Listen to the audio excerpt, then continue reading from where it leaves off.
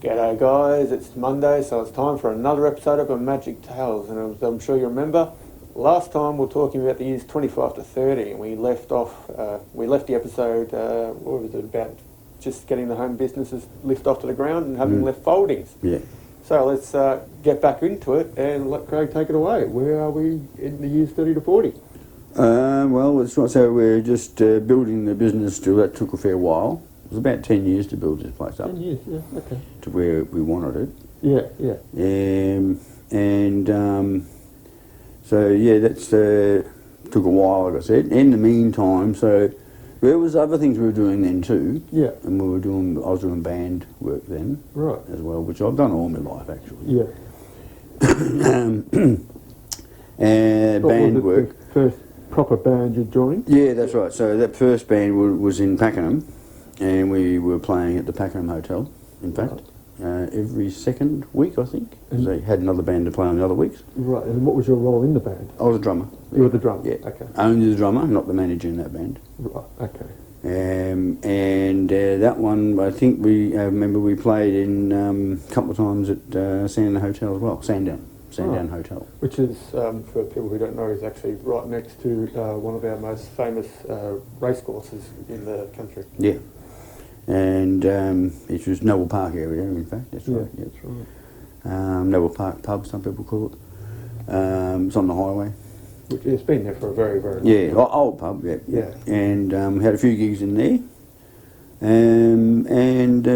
So then that band split up. Not through me, the other guys. And how long did it sort of last for? Oh, that band was about 3 or 4 years. Okay. Yeah, Right. yeah, we were doing, and we did gigs and parties and stuff as well. Right, okay. Actually, did the band have a name, or? I forget the name of that one. What was the name of that? John's World or something it was called. I think it was John's World. That was the guy running, he was the manager. John's World. Okay, I kind of like that name. Yeah. And then after that I got into another band and I started lessons as well, doing drum lessons. Yeah, right. For the young kids. Okay. Yeah, I had 2 or 3 students a week.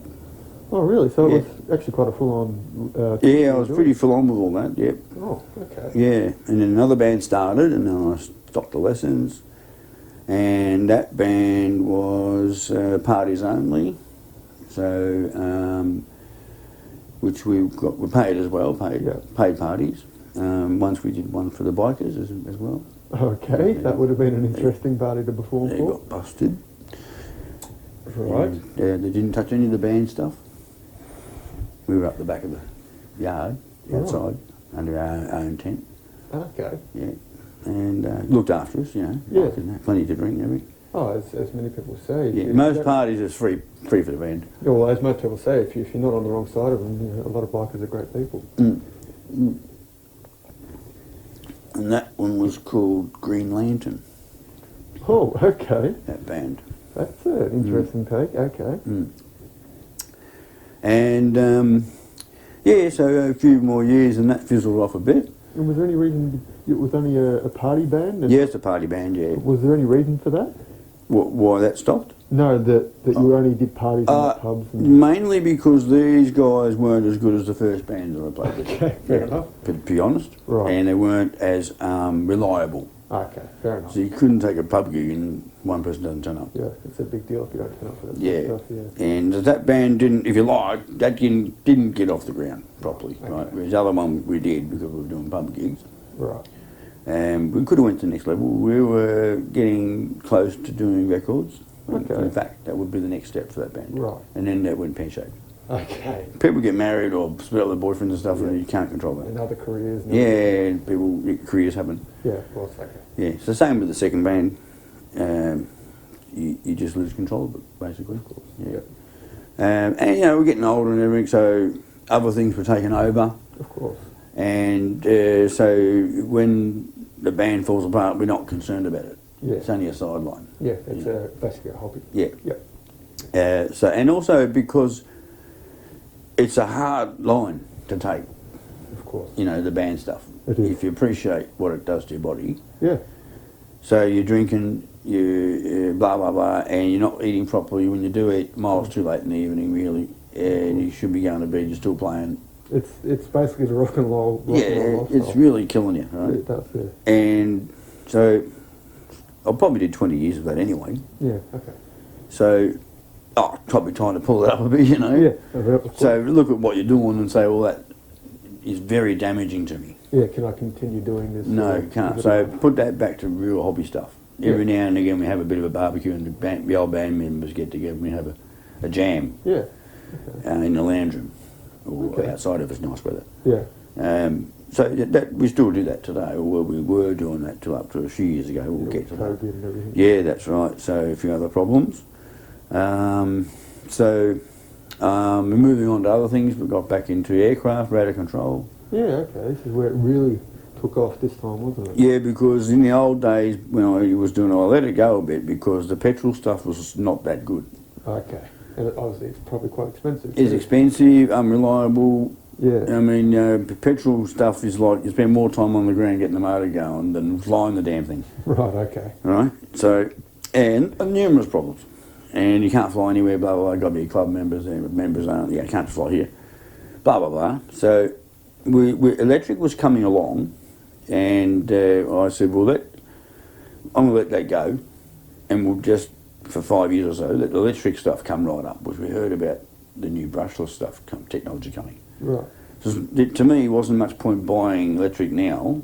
They had the brushed engines and really crappy stuff. When it was all going to be replaced. Yeah, it's all going to be replaced. You would have bought all these models, and in a year's time, you have to replace them with all these new engines and batteries and everything. Yeah, all obsolete technology. Yeah, whereas you wait a year or so, buy that kit, it's got it in there, it's ready to go. Exactly. And it's the new technology. Yeah.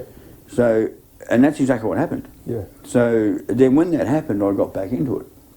Yeah. And the radios changed a bit as well. 2.4 gigs come along. And was this also when things got a bit cheaper at the beginning? Yeah, as well, getting cheaper and that as well, and just more reliable. Yeah. So in the old days with the petrol stuff, you had crystals, 36 megs. Oh yes, I remember those. Yeah, well, at a club, if it's run properly, one crystal's out on the field, or at a time, you've got numbers. Okay. You can't run the same number as someone else. Yeah. And often a lot of people had the same number as you. Oh, So you had a crystals board and it showed who's flying what frequency at any one time. Oh, yeah, okay. So what's in the air here and what's not. The big pile of numbers here. Only 3 planes in the air at once type of thing. Otherwise you can get interference. Of course. Right? Even though you've got different numbers. Exactly. This is how bad how bad it was. Yeah. You can still cross over and get a bleed through. Bad news. Yeah. So unreliable radio stuff. And too hard to control who's flying. Yeah, okay. So, quite often someone will turn on your frequency and you've lost it. Down it goes. Yeah. So with 2.4, there's none of that. To turn on, you don't have to tell anyone. Every 2.4's got its own number. You can see other planes, other numbers, and it picks that number accordingly away from it. And that's the technology that even the cheapest of RC stuff... All the 2.4 stuff is supposed to do that. Yeah. It's the code of it. Now today. Yeah, all today. Even kids' toys, it's supposed to be the code. Right. All right? Any 2.4 device is supposed to be able to see another device. Okay. All right? And not interfere with it.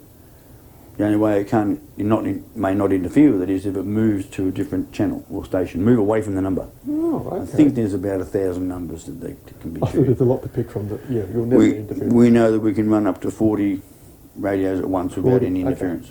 Yeah, right? that's quite a bit. If they're my brand, Turnergy stuff. Yeah. It's Fly Sky for everyone out there. Okay. Probably the best brand on the market in my opinion. Yeah. I have proved it myself. Okay. Yeah. The Craig seal of approval. Yeah. Okay. Okay, so enough about that, because people hate it when I say that. All right. A bit of a contentious issue in this society. Well, there's 2 things with me. Peter Perfect, never have a radio issue, and fly perfectly. Oh, okay. No accident, no stack. Boring. Okay, so let's keep in the RC field. Were you just doing planes at this time, or had no? At one field, our first field, we were doing boats as well. We had a big water thing there, yeah, a lake. Big lake. Yeah, so boats first, and then that was before, just when we started back into electrics a bit. Oh, okay. We had some planes, They're a bit dodgy still, but they were just still fixing, we were learning which ones were the better ones to buy and stuff. Getting started. Yeah, Yep. so, but it was just getting into planes, and but the boats were going full steam, electric boats, the new brushless stuff. Right. And I had one that I was doing about 120 kilometres an hour in the water. Wow. Wow. It's about this big, little mosquito thing. Three like pontoons and a strap, single body. It's called a mosquito. I mean, even in a proper full-size boat, that's some serious speed there. Yeah, well, that's the fastest design in the world, that type of design. So, in radio control, if you want to win the race, best we start with the best design in the world in a miniature. Makes sense. Yeah, so I bought a kit and had to build it up. And got me mate who knew all about this stuff to kit it out for me. And I said, just put what the strongest motor and the battery stuff it'll take, and I'll just pay for it. So we did that. Right. And can't remember how much it cost, whatever. And it was the fastest boat on the water for 1 year. I held the record for it. Nobody could touch me for it. No one could beat me for 1 year. Wow, that's for a whole year, which is pretty good actually. Now they're doing, I understand, they're only up to about 140 or so, 150 k's an hour. Okay. So, not that and big that of an increase. was probably 10 years ago, 5 to 10, I can't remember. Wow. In that time they haven't increased that much. Yeah. Because what starts happening is after 120 kilometres an hour, you're getting flip Yeah, I stuff. was going to say it starts floating on the water. Yeah, and if it bounces a little tiny bit, flip. I meant jump on the water, but Yeah, and one little ripple. Yeah, So appreciate at 140 and 50 kilometres an hour, Yeah. that is amplified. Yeah. And it we're doesn't already, take much to. already at my limit at 120. Yeah. So I don't know, we got away from it. I've gotten away from that because we got into Got more planes more and moved that on. Planes taking off and landing on the water. Sold the boat. Yep. Sold the boat when it held the record. Oh. The guy paid me $300 and something Yeah, dollars. you for knew it. you weren't going to do any better, so. Yeah, well, the guy was so impressed. I said, "Oh, it's for sale." Yeah. Yeah, Yeah, okay. it's $300, I think it was. And about what it cost me to build it up. I was going to say, I imagine it probably actually cost you a little bit more. Yeah, even more, but it was Yeah. second hand by then. And I said, well, you Exactly. can't charge for it. So if it was brand new, it'd be $600, and that's how I worked my price. And I said, well, half price, 300. Take it. You can have it. Yeah. Well, I guess that brings us to the end of another episode now. Mm-hmm. And that was basically what happened in years 30 to 40. As you can sort of tell, they were a little more calmer years in Craig's life. And the next episode we'll be covering the years of 40 to 50. And again, we're getting really close to the end here because the episode after that will be the final episode, I believe. Yeah, it probably would And be, yeah. that's when there's a lot more starts happening, and that's obviously when I come into the picture. So we'll see you next week, and we hope you enjoyed today's episode. Yeah. Bye for now. See ya.